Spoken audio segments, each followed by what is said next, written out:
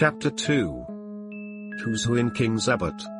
Before I proceed further with what I said to Caroline and what Caroline said to me, it might be as well to give some idea of what I should describe as our local geography. Our village, King's Abbot, is, I imagine, very much like any other village. Our big town is Grantchester, 9 miles away. We have a large railway station, a small post office, and 2 rival general stores. Able-bodied men are apt to leave the place early in life, but we are rich in unmarried ladies and retired military officers. Our hobbies and recreations can be summed up in the one word, gossip. There are only 2 houses of any importance in King's Abbot. One is King's Paddock, left to Mrs. Ferrars by her late husband. The other, Fernley Park, is owned by Roger Ackroyd. Ackroyd has always interested me by being a man more impossibly like a country squire than any country squire could really be. He reminds one of the red-faced sportsmen who always appeared early in the first act of an old-fashioned musical comedy, the setting being the village green. They usually sang a song about going up to London. Nowadays we have reviews, and the country squire has died out of musical fashion. Of course, Ackroyd is not really a country squire. He is an immensely successful manufacturer of, I think, wagon wheels. He is a man of nearly 50 years of age, rubicund of face and genial of manner. He is hand and glove with the vicar, subscribes liberally to parish funds, though rumour has it that he is extremely mean in personal expenditure, encourages cricket matches, lads' clubs, and disabled soldiers' institutes. He is, in fact, the life and soul of our peaceful village of King's Abbot. Now when Roger Ackroyd was a lad of 21, he fell in love with, and married, a beautiful woman some 5 or 6 years his senior. Her name was Patton, and she was a widow with 1 child. The history of the marriage was short and painful. To put it bluntly, Mrs. Ackroyd was a dipsomaniac. She succeeded in drinking herself into her grave 4 years after her marriage. In the years that followed, Ackroyd showed no disposition to make a second matrimonial adventure. His wife's child by her first marriage was only 7 years old when his mother died. He is now 25. Ackroyd has always regarded him as his own son, and has brought him up accordingly, but he has been a wild lad and a continual source of worry and trouble to his stepfather. Nevertheless, we are all very fond of Ralph Patton in King's Abbot. He is such a good-looking youngster for one thing. As I said before, we are ready enough to gossip in our village. Everybody noticed from the first that Ackroyd and Mrs. Ferrars got on very well together. After her husband's death, the intimacy became more marked. They were always seen about together, and it was freely conjectured that at the end of her period of mourning, Mrs. Ferrars would become Mrs. Roger Ackroyd. It was felt, indeed, that there was a certain fitness in the thing. Roger Ackroyd's wife had admittedly died of drink. Ashley Ferrars had been a drunkard for many years before his death. It was only fitting that these 2 victims of alcoholic excess should make up to each other for all that they had previously endured at the hands of their former spouses. The Ferrars only came to live here just over a year ago, but a halo of gossip has surrounded Ackroyd for many years past. All the time that Ralph Patton was growing up to manhood, a series of lady housekeepers presided over Ackroyd's establishment, and each in turn was regarded with lively suspicion by Caroline and her cronies. It is not too much to say that for at least 15 years the whole village has confidentially expected Ackroyd to marry one of his housekeepers. The last of them, a redoubtable lady called Miss Russell, has reigned undisputed for 5 years, twice as long as any of her predecessors. It is felt that but for the advent of Mrs. Ferrars, Ackroyd could hardly have escaped. That, and one other factor, the unexpected arrival of a widowed sister-in-law with her daughter from Canada. Mrs. Cecil Ackroyd, widow of Ackroyd's ne'er-do-well younger brother, has taken up her residence at Fernley Park, and has succeeded, according to Caroline, in putting Miss Russell in her proper place. I don't know exactly what a proper place constitutes. It sounds chilly and unpleasant, but I know that Miss Russell goes about with pinched lips, and what I can only describe as an acid smile, and that she professes the utmost sympathy for poor Mrs. Ackroyd, dependent on the charity of her husband's brother. The bread of charity is so bitter, is it not? I should be quite miserable if I did not work for my living. I don't know what Mrs. Cecil Ackroyd thought of the Ferrars affair when it came on the tapis. It was clearly to her advantage that Ackroyd should remain unmarried. She was always very charming, not to say gushing, to Mrs. Ferrars when they met. Caroline says that proves less than nothing. Such have been our preoccupations in King's Abbot for the last few years. We have discussed Ackroyd and his affairs from every standpoint. Mrs. Ferrars has fitted into her place in the scheme. Now there has been a rearrangement of the kaleidoscope. From a mild discussion to probable wedding presents, we have been jerked into the midst of tragedy. Revolving these sundry other matters in my mind, I went mechanically on my round. I had no cases of special interest to attend, which was, perhaps, as well, for my thoughts returned again and again to the mystery of Mrs. Ferrars' death. Had she taken her own life? Surely, if she had done so, she would have left some word behind to say what she contemplated doing. Women, in my experience, if they once reach the determination to commit suicide, usually wish to reveal the state of mind that led to the fatal action. They covet the limelight.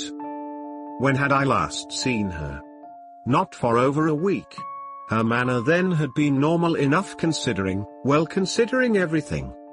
Then I suddenly remembered that I had seen her, though not to speak to, only yesterday.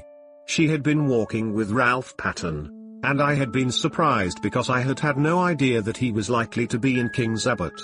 I thought, indeed, that he had quarrelled finally with his stepfather. Nothing had been seen of him down here for nearly 6 months. They had been walking along, side by side, their heads close together, and she had been talking very earnestly. I think I can safely say that it was at this moment that a foreboding of the future first swept over me. Nothing tangible as yet, but a vague premonition of the way things were setting. That earnest tete-a-tete between Ralph Patten and Mrs. Ferrars the day before struck me disagreeably. I was still thinking of it when I came face to face with Roger Ackroyd. "Shepherd!" he exclaimed, "just the man I wanted to get hold of. This is a terrible business." "You've heard then?" He nodded. He had felt the blow keenly, I could see. His big red cheeks seemed to have fallen in, and he looked a positive wreck of his usual jolly, healthy self. "It's worse than you know," he said quietly. "Look here, Shepherd, I've got to talk to you. Can you come back with me now?" "Hardly. I've got 3 patients to see still, and I must be back by 12 to see my surgery patients." "Then this afternoon?" "No, better still, dine tonight. At 7:30? Will that suit you?" "Yes, I can manage that all right. What's wrong? Is it Ralph?" I hardly knew why I said that, except that it had so often been Ralph. Ackroyd stared blankly at me as though he hardly understood. I began to realize that there must be something very wrong indeed somewhere. I had never seen Ackroyd so upset before. "Ralph?" he said vaguely. "Oh. No, it's not Ralph. Ralph's in London, damn. Here's old Miss Ginnett coming. I don't want to have to talk to her about this ghastly business. See you tonight, Shepherd. 7:30. I nodded, and he hurried away, leaving me wondering. Ralph in London? But he had certainly been in King's Abbot the preceding afternoon. He must have gone back to town last night or early this morning, and yet Ackroyd's manner had conveyed quite a different impression. He had spoken as though Ralph had not been near the place for months. I had no time to puzzle the matter out further. Miss Ginnett was upon me, thirsting for information. Miss Ginnett has all the characteristics of my sister Caroline, but she lacks that unerring aim in jumping to conclusions which lends a touch of greatness to Caroline's maneuvers. Miss Skinner was breathless and interrogatory. Wasn't it sad about poor dear Mrs. Ferrars?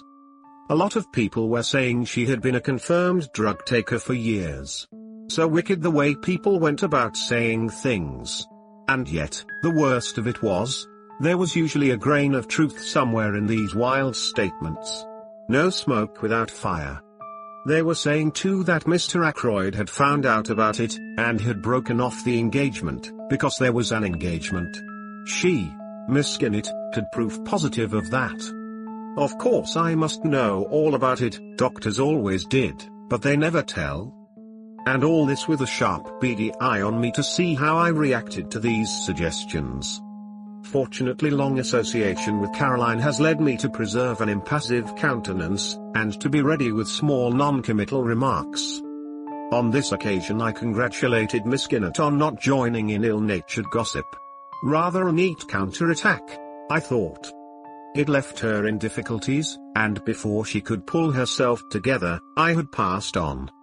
I went home thoughtful, to find several patients waiting for me in the surgery.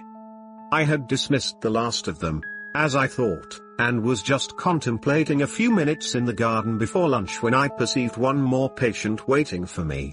She rose and came towards me as I stood somewhat surprised.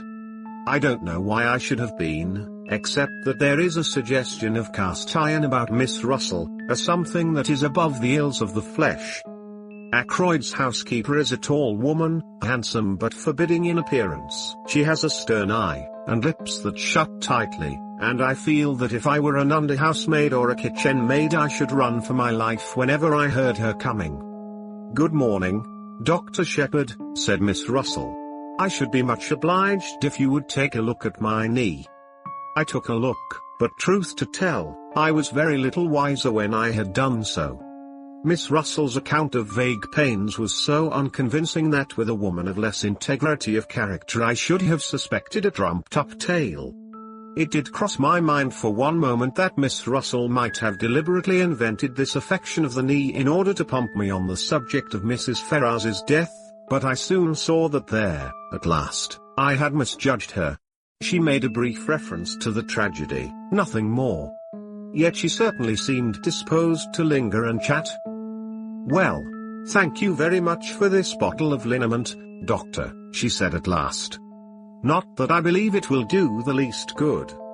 I didn't think it would either, but I protested in duty bound. After all, it couldn't do any harm, and one must stick up for the tools of one's trade. "I don't believe in all these drugs," said Miss Russell, her eyes sweeping over my array of bottles disparagingly. "Drugs do a lot of harm. Look at the cocaine habit.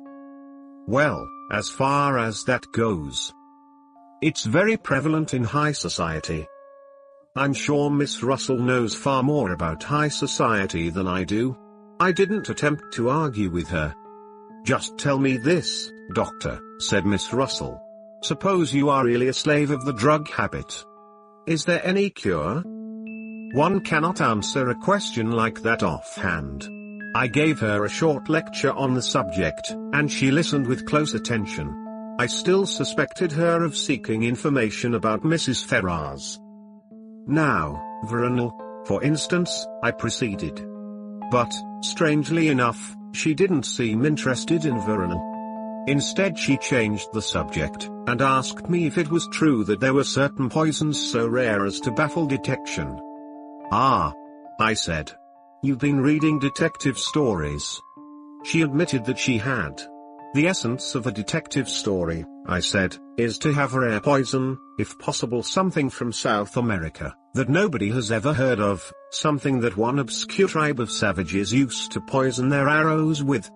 Death is instantaneous, and Western science is powerless to detect it. That is the kind of thing you mean?" "Yes. Is there really such a thing?" I shook my head regretfully. "I'm afraid there isn't. There's Curer, of course." I told her a good deal about Curer, but she seemed to have lost interest once more.